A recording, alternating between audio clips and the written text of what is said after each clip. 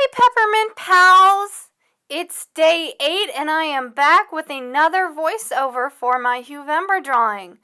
So today I got another marker drawing and it's a ribbon acrobat. And I really love ribbon acrobats. I think they're so beautiful and fascinating and graceful and talented. And so I actually drew this picture. I was preparing all the way back in July. And I referenced the pose, and I had so much fun drawing this pose that I wanted to do more pictures with ribbon acrobats sometime in the future. So we're finally moving out of the oranges, and it's good because I think the colors start to get a lot more diverse when you get after those first couple days. And so today we have a red, it's got a tiny bit of orange in it, but it's mostly red. And I wasn't sure at first what I wanted to do for that color. I didn't know if I wanted to do the ribbon or if I wanted to do the leotard. I went with the leotard because I felt it gave the picture much more of a focal point. And for the ribbon, I did do more of a complementary color. I kind of went with a light green, so I'll talk about that more when I actually get to that point in the drawing. That shine you see on the hair was like completely accidental, and I love it, so that's pretty funny.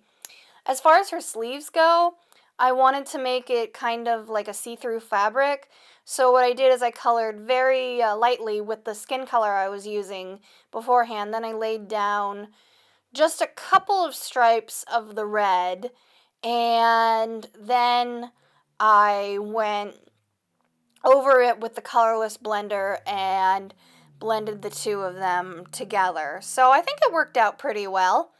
Here I'm doing the ribbon, and actually, interesting fact, one of the colors of the ribbon is actually one of the colors for future Huevember. Now, I don't know if I'm actually going to get that color. I don't know if it'll be a marker that day, but I just thought that was kind of an interesting little factual tidbit there.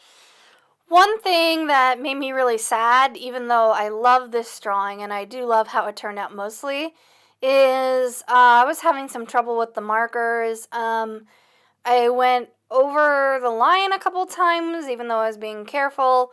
And then also they bled a little bit. Not sure why. I mean, they are good markers, but it just sort of happened.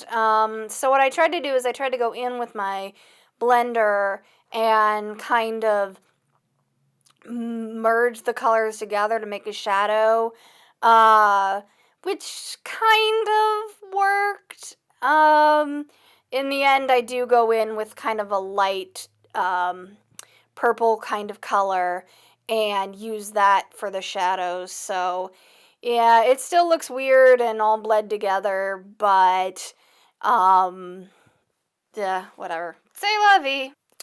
For the background, I wanted to do a purple, but all my purples were like way too bright. So what I did is I kind of laid down a foundation of the bluish red, deep bluish red Copic marker that you see me using there, or I just used, the kind of navy color, and then I went over it with a purple, and so it made it a lot darker. So yeah, it still looks like a purple background, but it's a much darker purple background, so I think that worked out really well. So now you've got a nice, solid, dark background behind her. And of course, she's bright light colors, so it's like the light is on her. It's not really a spotlight effect, but at least it gives a solid background to kind of make her pop out and make it look like she's in some dark arena doing these tricks.